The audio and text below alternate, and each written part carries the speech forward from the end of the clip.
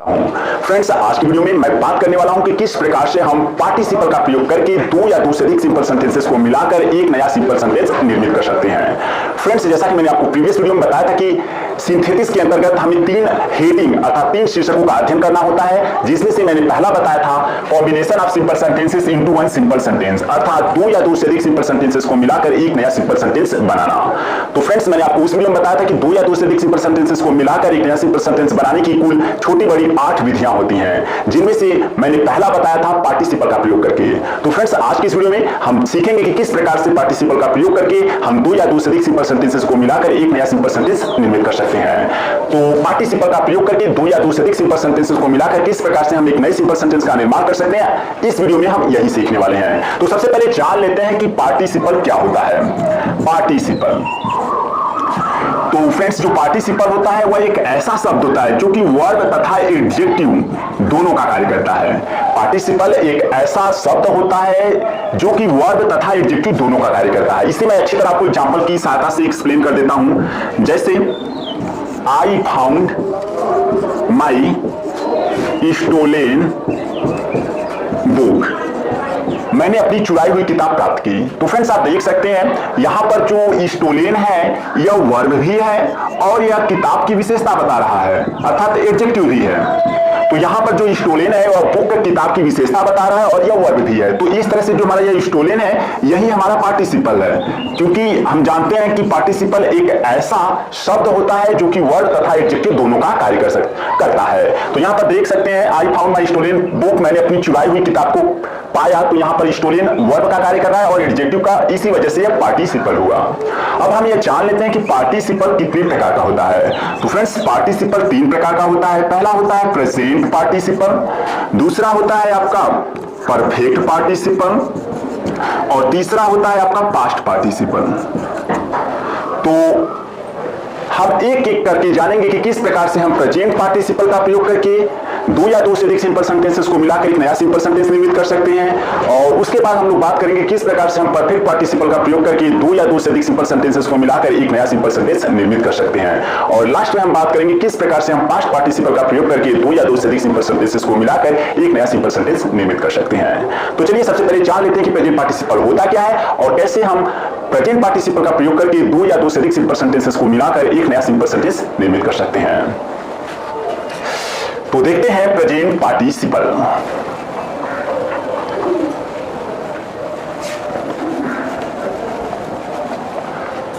Present participle,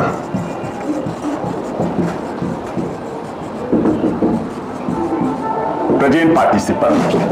तो friends, मैं आपको स्पष्ट कर देता हूं कि प्रेजेंट पार्टिसिपल पहले होता क्या है यह हम जान लेते हैं। प्रेजेंट पार्टिसिपल वर्ब के फर्स्ट फॉर्म में, वर्ब के फर्स्ट फॉर्म में आईएनजी लगाने से प्रेजेंट पार्टिसिपल का निर्माण होता है। तो फ्रेंड्स, यदि आपसे कोई पूछे कि प्रेजेंट पार्टिसिपल क्या होता है तो आप सिंपल वर्डों में बता सकते हैं कि प्रेजेंट पार्टिसिपल वर्ब के फर्स्ट फॉर्म में आईएनजी लगाने से निर्मित होता है। जैसा कि मैंने आपको बताया कि वर्ब के फर्स्ट फॉर्म में आईएनजी लगाने से प्रेजेंट पार्टिसिपल निर्मित होता है, और ठीक इसी प्रकार वर्ब के फर्स्ट फॉर्म में आईएनजी लगाने से जीरंड का भी निर्माण होता है। लेकिन फ्रेंड्स, अगर हम दोनों के अर्थ की बात करें तो प्रेजेंट पार्टिसिपल का जो अर्थ आता है वह वर्ब के अंत में, वर्ब के अंत में आपको हुए शब्द देखने को मिल जाएगा, हुए शब्द देखने को मिल जाएगा, जबकि जीरंड में आपको वर्ब के अंत में, वर्ब के अंत में आपको ना, ने, नी, ना, ने, नी यह सभी शब्द देखने को मिलते हैं। इसे अच्छी तरह मैं आपको एग्जांपल की सहायता से स्पष्ट करता हूं। जैसे सीइंग और स्नेक आई रन अवे, एक शब्द को देखते हुए मैं भाग गया। तो फ्रेंड्स, आप देख सकते हैं यहां पर जो हमारा सीइंग देखते हुए, देखते हुए देख सकते हैं हमारा वर्ब है देखना और इसमें हुए शब्द आया हुआ है, इस वजह से हमारा जो सीइंग है वो प्रेजेंट पार्टिसिपल है। और इसी प्रकार एक एग्जांपल हम देखते हैं जीरंड के लिए, तो जीरंड के लिए भी देख लेते हैं। तो यहां पर एक एग्जांपल मैं लिखता हूं, Ravi likes playing cricket, Ravi cricket खेलना पसंद करता है। तो फ्रेंड्स, आप देख सकते हैं यहां पर जो हमारा लाइक्स है यह मेन वर्ब है, जबकि यह जो हमारा प्लेइंग है खेलना, खेलना तो यहां पर आप देख सकते हैं खेलना, अर्थात खेल के अंत में आपको ना देखने को मिल जा रहा है, वर्ब के अंत में आपको ना देखने को मिल जा रहा है। तो यहां पर जो खेलना है यह आपका जो है वह जिरंड है। और आप देख सकते हैं इसमें भी वर्ब के फर्स्ट फॉर्म में एनजी लगाने से निर्माण हुआ है, जबकि आपका प्रेजेंट पार्टिसिपल का भी निर्माण वर्ब के फर्स्ट फॉर्म में एनजी लगाने से होता है। तो उम्मीद करता हूं आप समझ गए होंगे कि प्रेजेंट पार्टिसिपल क्या होता है और जिरंड क्या होता है। तो चलिए हम अपने टॉपिक पे लौटते हैं और जान लेते हैं कि किस प्रकार से हम प्रेजेंट पार्टिसिपल का प्रयोग करके दो या दो से अधिक सिंपल सेंटेंसेस को मिलाकर एक नए सिंपल सेंटेंस का निर्माण कर सकते हैं। तो यदि फ्रेंड्स आप प्रेजेंट पार्टिसिपल का प्रयोग करके दो या दो से अधिक सिंपल सेंटेंसेस को मिलाकर एक नए सिंपल सेंटेंस का निर्माण करना चाहते हैं तो आपको ध्यान देना होगा कि दिए हुए जो आपका पहला वाक्य का सब्जेक्ट रहे और जो आपके दूसरे वाक्य का सब्जेक्ट रहे दोनों एक समान होने चाहिए। अर्थात प्रेजेंट पार्टिसिपल का प्रयोग करके हम दो या दो से अधिक सिंपल सेंटेंस को तब कंबाइन करते हैं जब दिए हुए वाक्यों के सब्जेक्ट क्या हों, एक समान हों। और दूसरा जो कंडीशन है फ्रेंड्स, दिए हुए वाक्यों के जो फिनिट वर्ब होते हैं, जो फिनिट वर्ब आपका पहले सेंटेंस का जो फिनिट वर्ब रहे और जो आपका दूसरे वाक्य का फिनिट वर्ब रहे, यह दोनों आपके एक समान नहीं होने चाहिए। तो फ्रेंड्स दो या दो से अधिक सिंपल सेंटेंसेस को मिलाकर एक नया सिंपल सेंटेंस का निर्माण हम प्रेजेंट पार्टिसिपल की सहायता से तभी कर सकते हैं जब दिए हुए वाक्यों के सब्जेक्ट एक समान हो लेकिन फिनिट वर्ब क्या हो, अलग अलग हो। यानी जो पहले वाक्य का फिनिट वर्ब रहे वो अलग रहे जबकि दूसरे वाक्य का जो फिनिट वर्ब रहे वो अलग रहे। यदि आप नहीं जानते कि फिनिट वर्ब क्या होता है तो मैं थोड़ा सा आपको एक्सप्लेन कर देता हूं। फ्रेंड्स जो हमारा वर्ब होता है यह दो प्रकार का होता है, एक होता है हमारा फिनिट वर्ब और दूसरा होता है हमारा नॉन फिनिट वर्ब। अब हमको कैसे पता चले कि कौन फिनिट वर्ब है और कौन नॉन फिनिट वर्ब? तो फ्रेंड्स मैं आपको स्पष्ट कर देता हूं। फिनिट वर्ब जो होता है वह वाक्य के सब्जेक्ट और टेंस के अनुसार अपने रूप को परिवर्तित कर सकता है। एक बार फ्रेंड्स मैं आपको पुनर्विभाजित कर देता हूं। जो फिनिट वर्ब होता है वह वाक्य के सब्जेक्ट और टेंस के अनुसार अपने रूप को परिवर्तित कर सकता है। इसे मैं आपको अच्छी तरह एग्जांपल की सहायता से एक्सप्लेन करता हूं। जैसे कि मैंने एक एग्जांपल लिखा था, Ravi likes playing cricket. Ravi cricket खेलना पसंद करता है। तो फ्रेंड्स आप देख सकते हैं यहाँ पर जो हमारा सब्जेक्ट है वाक्य का रवि है जबकि हमारा जो टेंस है वो प्रेजेंट इंडेफिनिट है। चलिए हम इसका सब्जेक्ट चेंज करते हैं, इस वाक्य का सब्जेक्ट चेंज करते हैं और यू लिखते हैं। तो यू लाइक प्लेइंग क्रिकेट, तुम क्रिकेट खेलना पसंद करते हो। तो फ्रेंड्स आप देख सकते हैं जैसे ही हमने इस वाक्य का सब्जेक्ट चेंज किया, लाइक्स से यह लाइक हो गया जबकि प्लेइंग हमारा उसी तरह रहा। तो यह हमारा जो लाइक है यहाँ पर जो इस वाक्य में लाइक है यह हमारा फिनिट वर्ब है क्योंकि वाक्य के सब्जेक्ट के अनुसार अपने रूप को बदल दे रहा है, जबकि यह प्लेइंग वाक्य के सब्जेक्ट के बदलने पर भी अपने रूप को परिवर्तित नहीं किया, इसलिए आपका नॉन फिनिट वर्ब है। और फ्रेंड्स मैं आपको बता देना चाहता हूं कि जो नॉन फिनिट वर्ब होता है इसमें आपको जिरंड, पार्टिसिपल और इंफिनिटिव देखने को मिल जाते हैं। तो आपको स्पष्ट हो गया होगा कि जो वर्ब होता है वो दो प्रकार का स्पेशली होता है, एक फिनिट वर्ब होता है, एक नॉन फिनिट वर्ब होता है। फिनिट वर्ब जो होता है वो वाक्य के सब्जेक्ट और टेंस के अनुसार अपने रूप को परिवर्तित कर सकता है, जबकि जो नॉन फिनिट वर्ब होता है वो वाक्य के सब्जेक्ट और टेंस के अनुसार अपने रूप को परिवर्तित नहीं कर सकता है। एक और मैं एग्जांपल आपको शो कर रहा हूं ताकि आपको समझ में आ जाए। तो यहाँ पर देखिए अब जो हमारा प्रेजेंट इंडेफिनिट टेंस का जो वाक्य इसे हम पास्ट में ले चलते हैं। तो देखिए ये लिखना पड़ेगा you liked playing cricket। तो फ्रेंड्स आप देख सकते हैं यहां पर जैसे ही मैंने टेंस चेंज किया वह जो लाइक था वह लाइक्ड हो गया और प्लेइंग सेम का सेम वैसा ही रहा। तो इस तरह से स्पष्ट हो जाता है कि जो फिनिट वर्ब होता है वह वाक्य के सब्जेक्ट और टेंस के अनुसार अपने रूप को परिवर्तित कर सकता है, जबकि नॉन फिनिट वर्ब वाक्य के सब्जेक्ट और टेंस के अनुसार अपने रूप को परिवर्तित नहीं कर सकता। तो यहाँ पर लाइक्स हमारा फिनिट वर्ब है और प्लेइंग यहाँ पर हमारा नॉन फिनिट वर्ब है। तो आप समझ गए होंगे कि फिनिट वर्ब क्या होता है। तो दिए हुए वाक्यों के जो फिनिट वर्ब रहे वह आपके डिफरेंट होने चाहिए जब हम दो या दो से अधिक सिंपल सेंटेंसेस को मिलाकर प्रेजेंट पार्टिसिपल की सहायता से एक नए सिंपल सेंटेंस का निर्माण करना चाहते हैं। और फ्रेंड्स आपको तीसरी जो बात माइंड रखनी है वह यह है कि आपका जो सेंटेंस पहला रहे, जो आपका सेंटेंस पहला रहे और जो आपका सेंटेंस दूसरा रहे। सेंटेंस पहले और सेंटेंस दूसरे इन दोनों वाक्यों के मध्य समय अंतराल अर्थात टाइम इंटरवल समय अंतराल इक्वल टू जीरो हो। इक्वल टू जीरो का मतलब है कि समय का अंतर रहे, यानी पहले वाक्य और दूसरे वाक्य के मध्य समय का अंतर ऑलमोस्ट जीरो रहे, लगभग जीरो यानी कि लगभग शून्य के बराबर। तो फ्रेंड्स लगभग शून्य के बराबर होना चाहिए। अर्थात एक कार्य ठीक से समाप्त ना हो कि दूसरा कार्य तुरंत क्या हो जाए, प्रारंभ हो जाए, लगभग समय का अंतर 0 रहे। तो फ्रेंड्स यदि ये 3 परिस्थितियां आपको दिखाई देती हैं तो आप प्रेजेंट पार्टिसिपल का यूज कर सकते हैं। यानी पहला, दिए हुए वाक्यों की सब्जेक्ट एक समान होनी चाहिए, दिए हुए वाक्यों की फिल्म अलग अलग होनी चाहिए और दिए हुए वाक्यों के मध्य समय अंतराल ऑलमोस्ट 0 होना चाहिए, अर्थात एक कार्य ठीक से समाप्त ना हो कि दूसरा कार्य क्या हो जाए, प्रारंभ हो जाए। अब क्वेश्चन यह उठता है कि दिए हुए सेंटेंसेस में से हम किस वर्ब को प्रेजेंट पार्टिसिपल बनाएंगे। तो फ्रेंड्स दिए हुए वाक्यों में से हम उस वाक्य के वर्ब को प्रेजेंट पार्टिसिपल बनाएंगे जिसके द्वारा कार्य पहले होता है। यदि फ्रेंड्स सेंटेंस पहले के द्वारा अगर कार्य पहले होगा तो हमको सेंटेंस पहले में जो वर्ब आया रहेगा उसी के फर्स्ट फॉर्म में आईएनजी लगाने से हमको बनाना पड़ेगा प्रेजेंट पार्टिसिपल। अगर सेंटेंस दूसरे से कार्य पहले होगा तो हमको दूसरे वाले सेंटेंस के वर्ब में आईएनजी लगाकर प्रेजेंट क्रिया के फर्स्ट फॉर्म में आईएनजी लगाकर प्रेजेंट पार्टिसिपल का निर्माण करना होगा। तो हम कह सकते हैं कि 2 या 2 से अधिक सिंपल सेंटेंसेस को मिलाकर प्रेजेंट पार्टिसिपल की सहायता से एक नए सिंपल सेंटेंस का निर्माण करने के लिए हमको यह सदैव ध्यान देना है कि दिए हुए वाक्यों के सब्जेक्ट एक समान होनी चाहिए, दिए हुए वाक्यों के फिनिट वर्ब अलग अलग होने चाहिए और दिए हुए वाक्यों के मध्य समय अंतराल ऑलमोस्ट 0 होना चाहिए, अर्थात एक कार्य ठीक से समाप्त ना हो कि दूसरा कार्य क्या हो जाए, प्रारंभ हो जाए। अब हम प्रेजेंट पार्टिसिपल किस सेंटेंस के वर्ब को बनाएंगे। तो फ्रेंड्स जिस सेंटेंस के वर्ब से कार्य पहले होता है उसी वर्ब के फर्स्ट फॉर्म में आईएनजी लगाकर हम प्रेजेंट पार्टिसिपल का निर्माण कर सकते हैं। तो चलिए कुछ एग्जांपल की सहायता से मैं आपको स्पष्ट कर देता हूं प्रेजेंट पार्टिसिपल।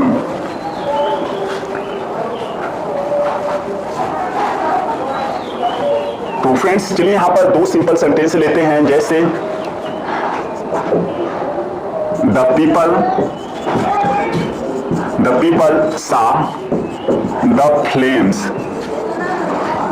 लोगों ने ज्वालाओं को देखा। दूसरा हमारा सेंटेंस है simple sentence, they ran towards the burning house, the burning house। तो फ्रेंड्स यहां पर हमारा 2 सिंपल सेंटेंस हो गया था, पीपल सा द फ्लेम्स, लोगों ने ज्वालाओं को देखा, दे रैन टुवर्ड्स द बर्निंग हाउस, वे जलते हुए घर की ओर दौड़े। तो फ्रेंड्स आप देख सकते हैं दोनों वाक्यों का जो सब्जेक्ट है द पीपल और दे दोनों एक समान है, जो दे है वही पीपल है। तो इसका अर्थ हम लेते हैं द पीपल सा द फ्लेम्स, लोगों ने ज्वालाओं को देखा, दे मतलब द पीपल यानी सेम करता है, दे रैन टुवर्ड्स द बर्निंग हाउस, वे जलते हुए घर की ओर दौड़े। दोनों वाक्यों का सब्जेक्ट एक समान है। अब फिनिट वर्ब देखते हैं, यहां पर देखना है जबकि यहां पर रैन है, दोनों वाक्यों के फिनिट वर्ब अलग अलग हैं। अब देख लेते हैं कि दोनों वाक्यों के मध्य समय अंतराल ऑलमोस्ट 0 है कि नहीं, अर्थात एक कार्य ठीक से समाप्त ना हो कि दूसरा कार्य शुरू हो जाए। तो देख सकते हैं फ्रेंड्स इसमें टाइम इंटरवल ऑलमोस्ट 0 है, लगभग 0 के बराबर है।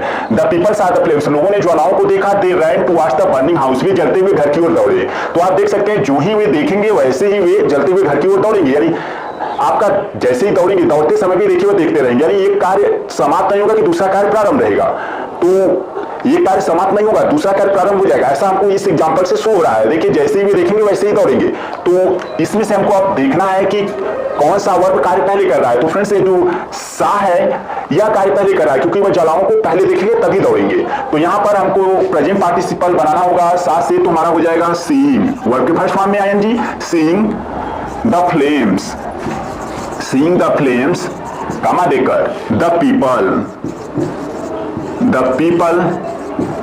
ran towards the burning house। तो फ्रेंड्स इस तरह से आप आसानी से प्रेजेंट पार्टिसिपल का प्रयोग करके इन दोनों सिंपल सेंटेंसेस को मिलाकर एक नया सिंपल सेंटेंस निर्मित कर सकते हैं। चलिए कुछ और भी एग्जांपल देखते हैं ताकि प्रेजेंट पार्टिसिपल को हम और अच्छी तरह समझ लें। तो एक और एग्जांपल मैं यहां पर शो करता हूं।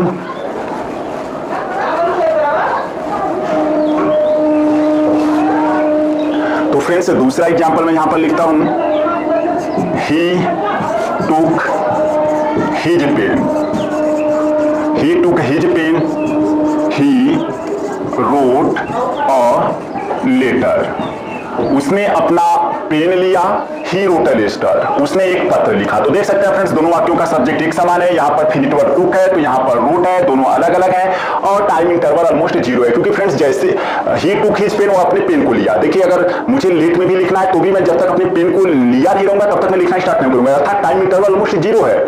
देखिए मैंने यहाँ पर अपना ये मार्कर उठाया हुआ है। देखिए जब से मैं लिखूंगा नहीं, ये उठाने वाला कार्य जारी रहेगा, अर्थात एक कार्य ठीक से समाप्त नहीं हुआ तब कि दूसरा कार्य प्रारंभ हो गया। पहला कार्य देख सकते हैं कि उठाना जारी है, तब से दूसरा कार्य प्रारंभ हो जा रहा है। तो टाइम इंटरवल ऑलमोस्ट 0 है। तो हम देखेंगे अब कि कौन सा वर्ब कार्य पहले कर रहा है। तो उठाना जो है वह पहले कार्य को करेगा, तो हम यहाँ पर टू को प्रेजेंट पार्टिसिपल बनाते हैं। तो यह हमारा हो जाएगा टेकिंग, क्रिया के फर्स्ट फॉर्म में एनजी लगाने से प्रेजेंट पार्टिसिपल निर्मित होता है। तो टेकिंग हिज पेन, अपने पेन को लेते हुए। देखिए फ्रेंड्स जैसा कि मैंने बताया था वर्ब में हुए शब्द आपको देखने को मिलेगा वर्ब के अंत में। तो अपने पेन को लेते हुए ही रोट अ लेटर, अपने पेन को लेते हुए उसने एक पत्र लिखा। इस तरह से आसानी से आप प्रेजेंट पार्टिसिपल का प्रयोग करके इस वाक्य को कंबाइन कर सकते हैं सिंपल सेंटेंस में। चलिए एक और एग्जांपल देख लेते हैं। The magician took pity on the rat, he turned it into a cat। देखिए फ्रेंड्स यहाँ पर मैंने लिखा है the magician took pity on the rat, यानी जादूगर ने चूहे पर दया दिखाई। ही turned it into a cat, वह इसे एक बिल्ली में तब्दील कर दिया या बदल दिया। तो यहाँ पर देख सकते हैं हमारा जो वाक्य का कर्ता है वह द मैजिशियन है, और यहाँ पर जो ही है वही मैजिशियन है, अर्थात दोनों वाक्यों का कर्ता एक समान है। और फिनिट वर्ब अलग है, यहाँ टुक है तो यहाँ पर टर्न है। तो यहाँ पर देख सकते हैं फिनिट वर्ब अलग है। अब टाइम इंटरवल की बात करते हैं, समय अंतराल की। तो फ्रेंड्स समय अंतराल ऑलमोस्ट 0 है, अर्थात एक कार्य जारी रहेगा तभी दूसरा कार्य तभी प्रारंभ हो जा रहा है। देखिए the magician took pity on the rat, यानी जादूगर ने चूहे पर दया दिखाई। He turned it into a cat, वह इसे एक बिल्ली में बदल दिया। तो देख सकते हैं फ्रेंड्स जादूगर ने चूहे पर दया दिखाई, दया दिखाना जारी है तभी उसे वह बदलेगा। अगर दया दिखाना समाप्त हो जाए तो उसे बदलने की आवश्यकता ही नहीं है। तो यानी एक कार्य जारी है तभी दूसरा कार्य प्रारंभ हो जा रहा है। समय अंतराल ऑलमोस्ट 0 है। तो हम सिंपल सेंटेंस में इसको कंबाइन कर सकते हैं प्रेजेंट पार्टिसिपल के साथ। तो लिखेंगे टेकिंग, कार्य पहले हो रहा है यही, taking pity on the rat, चूहे पर दया दिखाते हुए। अब देखिए फ्रेंड्स यहाँ पर ही है तो हम ही नहीं लिखेंगे बल्कि हमको मैजिशियन लिखना पड़ेगा, क्योंकि पहले नाउन जब यूज हो जाता है तभी प्रोनाउन आता है। देखिए यहाँ पर नाउन यूज है मैजिशियन, इसी वजह से यहाँ पर प्रोनाउन यूज किया गया। लेकिन हमारे इस वाक्य में अभी भी हमारा नाउन प्रयोग नहीं है, इसलिए हम प्रोनाउन ही नहीं लिख सकते, हमको नाउन लिखना होगा। तो taking pity on the rat the magician turned it. देखिए फ्रेंड्स यहाँ पर रैट एक बार नाउन के रूप में यूज किया जा रहा है, इसलिए यूज हो चुका है, इसलिए यहाँ पर हम इसका प्रोनाउन इट यूज कर सकते हैं। Turned it into a cat, अर्थात taking pity on the rat the magician turned it into a cat, यानी taking pity on the rat चूहे पर दया दिखाते हुए द मैजिशियन मतलब जादूगर turned it into a cat, यानी जादूगर इसे एक बिल्ली में बदल दिया या तब्दील कर दिया। तो इस तरह से फ्रेंड्स आप प्रेजेंट पार्टिसिपल का प्रयोग करके आसानी से दो या दो से अधिक सिंपल सेंटेंसेस को मिलाकर एक नया सिंपल सेंटेंस निर्मित कर सकते हैं। चलिए प्रेजेंट पार्टिसिपल के बारे में कुछ और भी चीजें हमको जाननी है ताकि हम प्रेजेंट पार्टिसिपल को और अच्छी तरह से समझ लें। तो फ्रेंड्स अब ध्यान से आप माइंड कीजिएगा जो चीजें मैं बताने जा रहा हूं। तो फ्रेंड्स ध्यान से आप माइंड कीजिएगा। कभी कभी क्या होता है कि जो हमारा सिंपल सेंटेंस दिए होते हैं उसमें is am are was were main verb के रूप में कार्य करते हैं, यानी यदि दिए हुए सिंपल सेंटेंसेस में इज एम आर वाज और वर, यदि दिए हुए सिंपल सेंटेंसेस में जो हमारा सिंपल सेंटेंस है उसमें जो कार्य पहले, जिस सेंटेंस में कार्य पहले होता है उसका जो हमारा वर्ब है वह is am are was verb में से कोई है, अर्थात यदि दिए हुए वाक्यों में is am are was verb main verb के रूप में कार्य करे, किस वर्ब में फ्रेंड्स? मेन वर्ब के रूप में कार्य करे। यदि दिए हुए वाक्यों में is am are was verb main verb के रूप में कार्य करे, यदि आपका जो सिंपल सेंटेंस दिया है जिस सिंपल सेंटेंस के द्वारा कार्य पहले हो रहा हो उसमें is am are was verb किस रूप में कार्य करे? मेन वर्ब के रूप में। फ्रेंड्स काफी लोग काफी कंफ्यूज होंगे कैसे हमको पता चले कि मेन वर्ब के रूप में कार्य कर रहा है। तो काफी आसान है, मैं आपको बता देता हूं। यदि आपका वह वाक्य, जो भी आपका वह वाक्य है, जो भी आपका सेंटेंस है, आपको पता करना है कि आपका is am are main verb के रूप में कार्य कर रहा है कि नहीं। यदि आपका जो सेंटेंस है उसमें अगर टेंस का यूज है, अगर टेंस है तो उसमें जो आपका was were is am are यह सब है या मेन वर्ब के रूप में नहीं रहेंगे। अगर टेंस है तो आपका मेन वर्ब के रूप में नहीं रहेंगे कौन? आपके जो यह is am are was were है, तो इनको हम लोग कहते हैं, इन सभी को हम लोग बोलते हैं फ्रेंड्स बी वर्ब, इन्हें हम लोग कहते हैं बी वर्ब। तो अगर आपके दिए हुए सिंपल सेंटेंस में जो सिंपल सेंटेंस कार्य पहले कर रहा है या पहले कर रहा है उसमें is am are was verb main verb के रूप में कार्य कर रहे हैं मेन वर्ब के रूप में अगर कार्य कर रहे हैं तो आपको इसका प्रेजेंट पार्टिसिपल यूज करना पड़ेगा बीइंग। क्या यूज करना पड़ेगा फ्रेंड्स? बीइंग, क्योंकि बी से यह सब बने हैं इसलिए बीइंग इसका प्रेजेंट पार्टिसिपल होता है।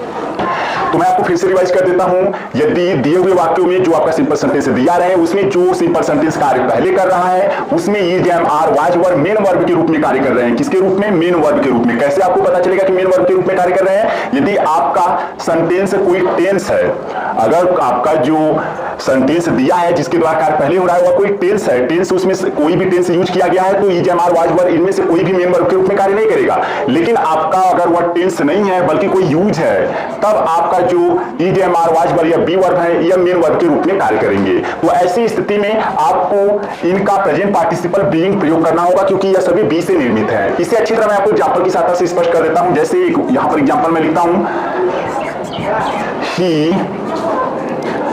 ही इज इल, वह बीमार है। He can not go to school, वह बीमार है, वह स्कूल नहीं जा सकता है। फ्रेंड्स देख सकते हैं दोनों वाक्यों का सब्जेक्ट एक समान है। यहां पर देख सकते हैं जो इज है या ही इज इल, यह कार्य पहले होगा तभी यह कार्य प्रारंभ होगा। तो इसका मतलब है कि ही इज इल, वह बीमार है। He can not go to school, वह स्कूल नहीं जा सकता है। तो इल बीमार होना जारी रहेगा, नहीं तो अगर ठीक हो जाएगा तो चली जाएगा। तो यह कार्य जारी रहेगा, तब से दूसरा कार्य यानी कि प्रारंभ होने के चांस है, वह स्कूल नहीं जा सकता है। तो अब देखिए दोनों वाक्यों का सब्जेक्ट एक समान है। यहां देख सकते हैं जो पहले कार्य कर रहा है ही इज इल, इसमें जो इज है यह मेन वर्ब के रूप में कार्य कर रहा है। क्यों फ्रेंड्स? क्योंकि यह ही इज इल या कोई टेंस नहीं है, इस वजह से इज यहां पर मेन वर्ब के रूप में कार्य कर रहा है। तो जब भी आप इसको सिंपल सेंटेंस में कंबाइन करने जाएंगे, सिंपल सेंटेंस में जैसे ही आप कंबाइन करेंगे आपको इज का प्रेजेंट पार्टिसिपल यूज करना पड़ेगा। तो इसका प्रेजेंट पार्टिसिपल हमको यूज करना होगा बीइंग इल। तो यह हमारा प्रेजेंट पार्टिसिपल हो गया इज का बीइंग, क्योंकि यह बी वर्ब है तो बीइंग इल। फिर आपको कॉमा देकर लिखना होगा he can not go to school, he can not go to school. इस तरह से आप आसानी से बीइंग का प्रयोग करके इन दोनों सिंपल सेंटेंसेस को मिलाकर एक सिंपल सेंटेंस का निर्माण कर सकते हैं। तो यहां पर प्रेजेंट पार्टिसिपल हमारा है बीइंग। इसी तरह एक और एग्जांपल देखते हैं।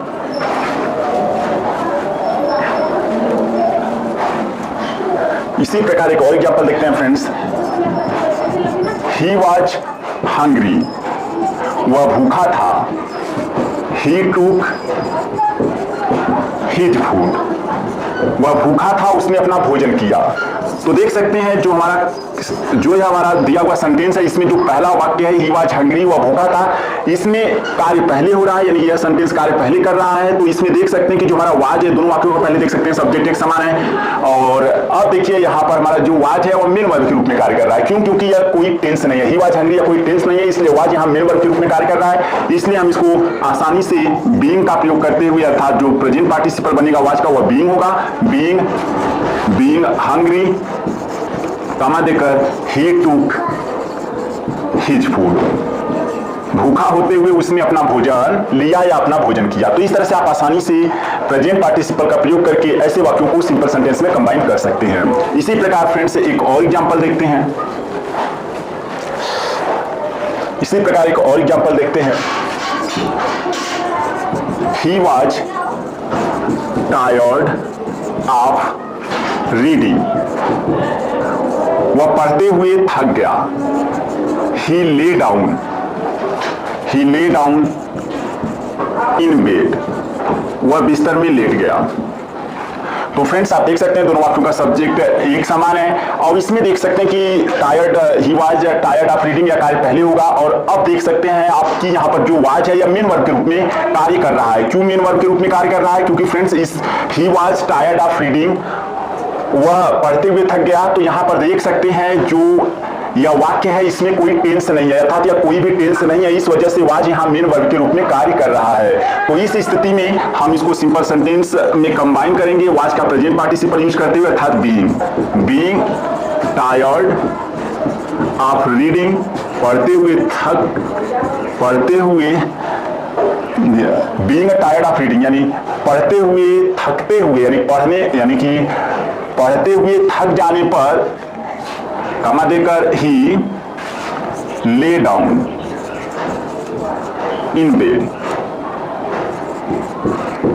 बीइंग टायर्ड ऑफ रीडिंग, यानी पढ़ते हुए थक जाने पर वह बिस्तर में लेट गया। आसानी से आप प्रेजेंट पार्टिसिपल का प्रयोग करके ऐसे वाक्यों को कंबाइन कर सकते हैं।